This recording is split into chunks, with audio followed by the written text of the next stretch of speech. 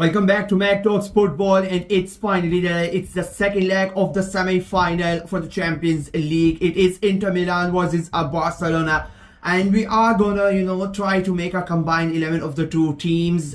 It was quite a tough thing for me to do, if I'm being very honest with you. Firstly, to go with what type of formation I wanted to go, because both of these teams play playing style is completely different. They play with a completely different formation, so to try to bring out players from them and try to choose a formation was quite hard. I actually wanted to go for a 4-4-2 because of a certain players that I really wanted to put in that team, but there was one player that I really wanted in my team, and because of him I had to change the entire formation. And unfortunately, another important player that would have been in the team for the 4-4-2 formation had to go out because of this certain player. You will know about it when I talk about that. So let's start. I have gone with a 4-2-3-1 instead of a 4-4-2 because I think that is going to be really suitable for the team, that the players that I am going to choose. In goal, I think it is quite easy this year, if I'm being very honest with you. It has to be on Summers. I like Szczesny. I think he's a great keeper, but in comparison to Summers, I think he's nowhere near him. Ter Stegen would have been the obvious choice, but he has been injured for most part of the season. He has not played that many games, so I think Summers is the obvious choice, and he has to be in the game with the way that he has played in the Champions League, in Syria as well. But I think he is the goalkeeper, and I don't think anybody is going to have that many questions regarding that. On a right back, now this is where things get tricky. I have gone for Dumfries. I know a lot of Barca fans are not going to be really happy about it, but I think because I want my team to be press high, and want my fullbacks to help my wingers and try to come into midfield. I think because Dumfries plays like a right wing back for Inter with the formation that they play, I think he's going to be a better choice for me at a right back, and he can score goals. We saw that in the first leg as well.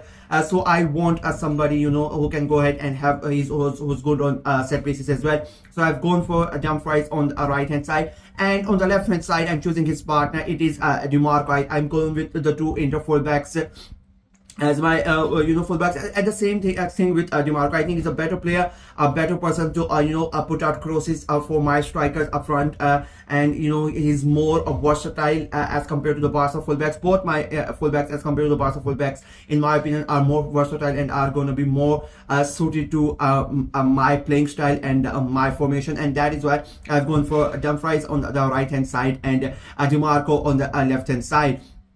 In the center back position, now the thing is, I really don't like to break up a center back partnership. I am a big believer that if you have two center back a center back partnership is as good, one center back is as good as his partner, because usually they both play off each other. They both like to one person has a certain weakness, so other person has that is his strength, so they both complement each other. It more often than not it is like that, but unfortunately here I have to break the center partnerships up. I've gone for Kubarsi as one of my center backs, and the other one I'm going with is Bastoni from Inter. I'm picking each from both sides. I think both of them are really good ball carrier. I think Kubarsi is going to be the main guy who can basically take the ball out and try to help from the back as well. And Bastoni on the other end is more experienced. He can be the leader of the defense as well, and he is basically the tough nonsense defender, no nonsense defender that you want one of your defenders to be. And I think Bastoni is going to be that. He's still a technically gifted player, but I think he's going to be one of the one who's going to do the more of a dirty job as compared to Kubarsi, who I think is going to be the more the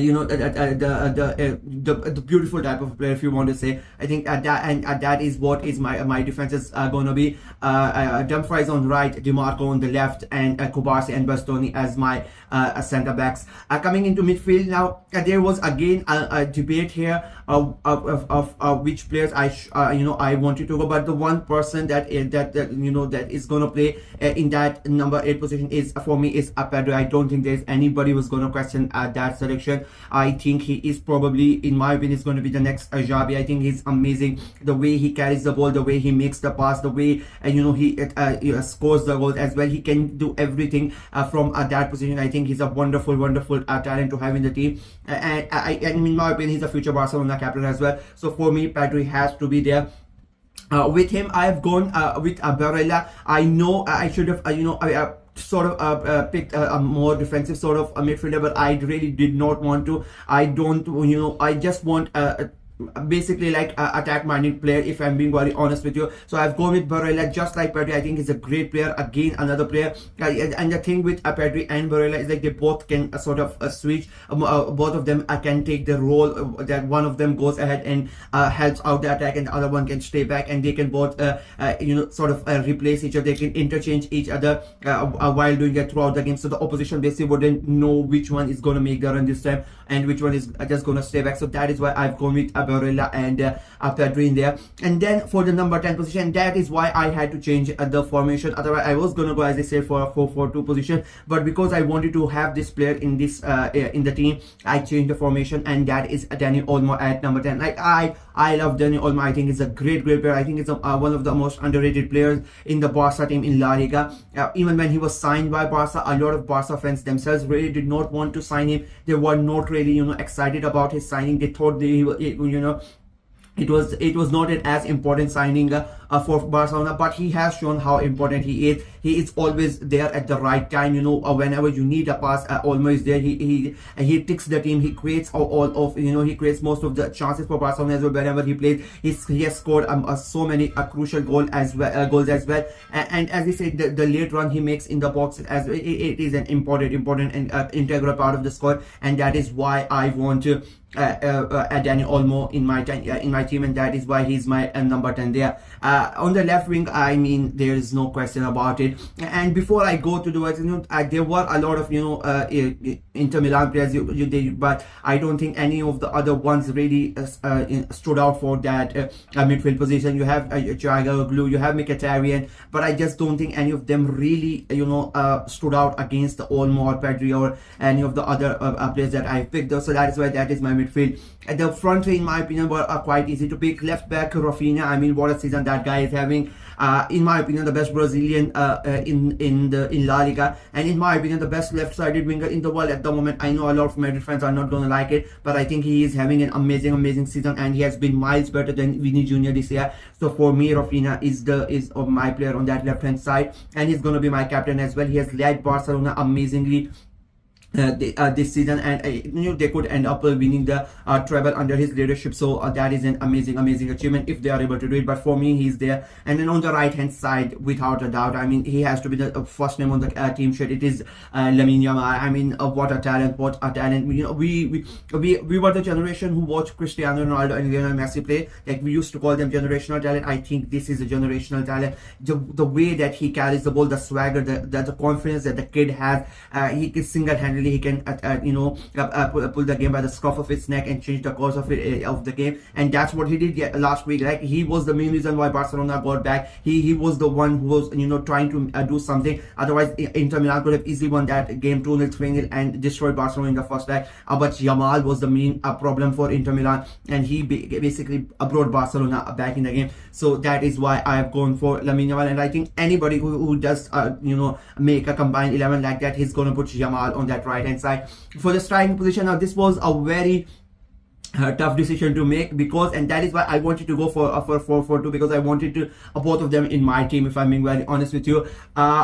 But I have gone with Robert Lewandowski. I think it is Lewandowski, like one of the most consistent goal scorers. He is always going to be a danger in the box. He's always going to score you goals, and I there's nothing more to say. It is Robert Lewandowski, after all. Amazing player, and he is going to pop out, and whenever you need a goal, he's going to be there. I really wanted to put Lautaro Martinez in the score, because I think he has been exceptional for Inter, and he is the go-to guy. And the thing is, tonight, even if Inter are able to win the tie, it might be Lautaro Martinez goal that sends them to the final. So So that he's such an important and crucial player. And as I said, I really wanted to put him there, but because of the formation, I was really unable to put him there. But yeah, that is it. This is my team, my combined Inter Barca 11.